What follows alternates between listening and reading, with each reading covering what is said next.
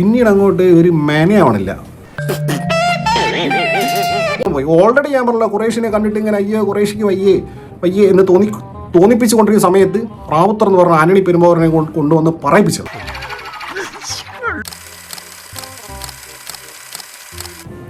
Intro scene of ലാലേട്ടൻ എന്ന് പറഞ്ഞു കഴിഞ്ഞാൽ അന്യായ മേക്കിംഗ്. വേറെ രാജ്യത്താണ്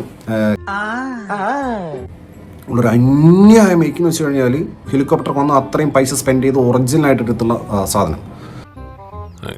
അതുകൊണ്ട് പരിപാടി എന്താണെന്ന് വെച്ച് കഴിഞ്ഞാൽ ആ ഇൻട്രോ കഴിഞ്ഞ് ഖുറേഷി ഇബ്രാഹിമിന്റെ പരിപാടിയും കഴിഞ്ഞാൽ പിന്നീട് അങ്ങോട്ട് ഒരു മെനയാവണില്ല. അതായത് എന്തൊക്കെ ചെയ്തിട്ടും ഖുറേഷി ഇബ്രാഹിമിന് മെനയാവണില്ല. എനിക്ക് അങ്ങനെയാണ് ഫീൽ ചെയ്തിട്ടുള്ളത്. പല സ്ഥലത്തും ഭയങ്കര ലോ ആയിരുന്നു. അതായത് കോട്ടിട്ടിട്ട് ഇങ്ങനെ ഇരിക്കുന്നില്ല ലാലേട്ടൻ. പക്ഷെ ഒരു എന്താണ് ഖുറേഷി, എന്താണ് ഖുറേഷി ഇങ്ങനെ എന്ന് തോന്നുന്ന രീതിയിലുള്ള ഒരു പരിപാടി. അങ്ങനെയാണ് എനിക്ക് ഫീൽ ചെയ്തിട്ടുള്ളത്.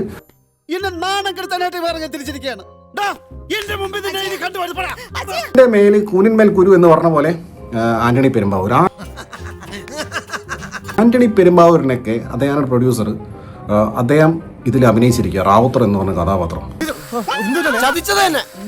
എന്തോ അത് ഇത്രയും വലിയ ഒരു പടം, ഇത്രയും മാഗ്നിറ്റ്യൂഡുള്ളൊരു പടം, പാൻ ഇന്ത്യൻ പടം, ഇതിനകത്ത് ഇത്രയും ലോകത്തുള്ള സകല ആളുകളെ പിടിച്ച് കാസ്റ്റ് ചെയ്തിട്ടുണ്ട്.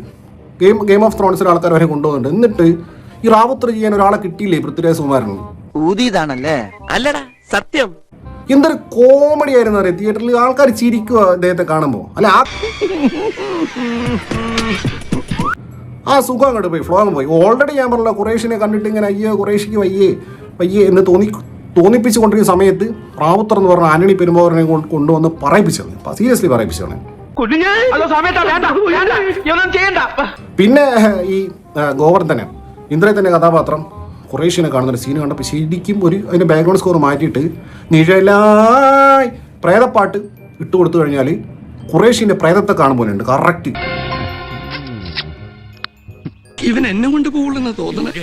അതിനുശേഷം അത്ഭുതപ്പെടുത്തിയ ഒരു സംഭവം എന്ന് പറഞ്ഞു കഴിഞ്ഞാൽ എന്തോ സഞ്ചാരി എന്ന് പറയുന്ന പാട്ട്. ഈ സിനിമയിലെ L2 എമ്പുരാൻ്റെ അകത്തുള്ളൊരു പാട്ട്, ഒരു പരിപ്പുവട സിനിമയിൽ പോലും ഇടാത്ത അത്രയും മോശം ഒരു പാട്ട്.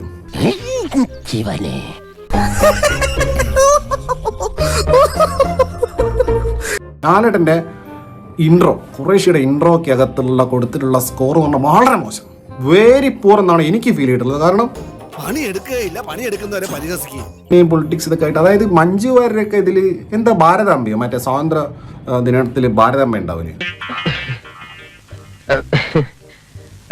ത്രിവർണ്ണ സാരി കൊടുത്തിട്ട് അങ്ങനത്തെ ഒരു എന്ത് കോസ്റ്റ്യൂം, അത് ആരെ ഇതൊക്കെ ആലോചിച്ച് കണ്ടുപിടിച്ച് ഒരു കിരീടം കൂടി വെച്ചു കൊടുത്താൽ ഒരു കുടിയും കൂടെ കൊടുത്തു കഴിഞ്ഞാൽ കറക്റ്റ് ഭാരതാംബ.